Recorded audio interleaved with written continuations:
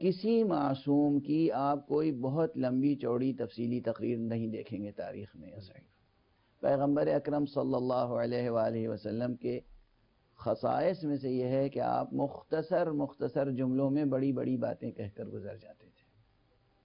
آپ نے فرمایا اعطیت جوامع الکلم، مجھے لفظوں کے کوزوں میں معنی کا کوثر سمونے کا ہنر عطا کیا گیا ہے.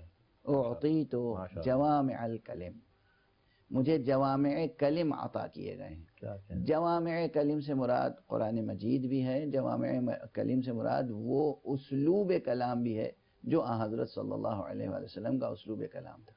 یہ اسلوب کلام ان کی آغوش میں تربیت پانے والوں میں بھی منتقل ہوا. یہی اسلوب کلام امیر المومنین علی ابن ابی طالب علیہ السلام میں ہے، یہی اسلوب کلام امام حسن کے ہاں پایا جاتا ہے، یہی اسلوب کلام امام حسین علیہ السلام کے ہاں پایا جاتا ہے. اس فرق کے ساتھ، اس امتیاز کے ساتھ کہ ایک بنیادی اسلوب ہے جو مشترک ہے سب میں، اس کے بعد ہر ایک کا اپنا انفرادی رنگ بھی اس میں پایا جاتا ہے. یہ بہت دقیق مطالعہ چاہتا ہے یقیناً، یعنی عربی زبان سے انسان واقف ہو، اس کے اسالیب اور ادبیات سے واقف ہو اچھی طرح، اور پھر ان ہستیوں کے کلام کا غائر مطالعہ کرے، ڈوب جائے.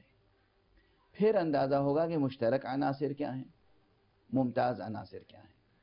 تو یہ اسلوب مشترک ہے تمام معصومین میں کہ وہ مختصر کلام ہوتا ہے. یہ پہلا اختصار. دوسرا امتیاز، دوسری خصوصیت جو تمام معصومین میں ہوتی ہے وہ یہ کہ اختصار کے باوجود ان کا کلام سامع کی سطح ذہنی کے مطابق ہوتا ہے. دیکھیے اب دشواریاں، سننے والا کون ہے، سننے والا کون ہے، مخاطب کون ہے، سامع کون، جس کو کہنی ہے، جس کو ہدایت فرما رہے ہیں، جس کو ہدایت پہنچانی ہے. پہلی چیز اختصار، دوسری چیز سامع کا معیار، تیسری چیز کتنا ہی سامع کے معیار کے مطابق کہیں لیکن بیک وقت یہ ان کا کلام سامع کے معیار کے مطابق بھی ہونا چاہیے اور خود ان کی سطح کے مطابق بھی ہونا چاہیے، ان کے اپنے معیار کے مطابق بھی ہونا چاہیے. ان کی عصمت، ان کی ہدایت معابانہ شخصیت، کہ ان کے کلام میں اگر یہ معلوم ہو جائے کہ یہ مقام بیان میں ہے، انہوں نے مقام بیان میں یہ بات فرمائی تو وہ شریعت میں قابل حوالہ ہے، قابل حجت ہے. استدلال کرتے ہیں ہم کہ فلاں نے یہ ارشاد فرمایا ہے اور اس لیے یہ حکم اس طرح ہے، یہ حقیقت اس طرح ہے. تو ایک طرف ان کی اپنی حیثیت محفوظ رہے، ایک طرف سامع کی سطح ذہنی محفوظ رہے، ملحوظ رہے، اور تیسری طرف اختصار بھی موجود رہے کلام میں.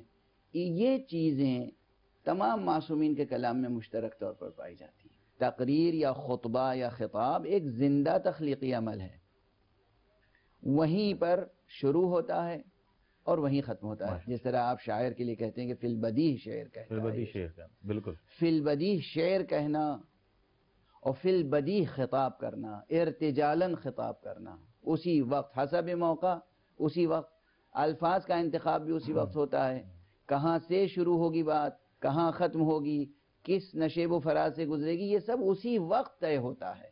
یعنی بیک وقت ذہن تخلیقی عمل بھی کرتا رہتا ہے، محاسبہ بھی کرتا رہتا ہے اور منتقل بھی کرتا رہتا ہے، اظہار بھی.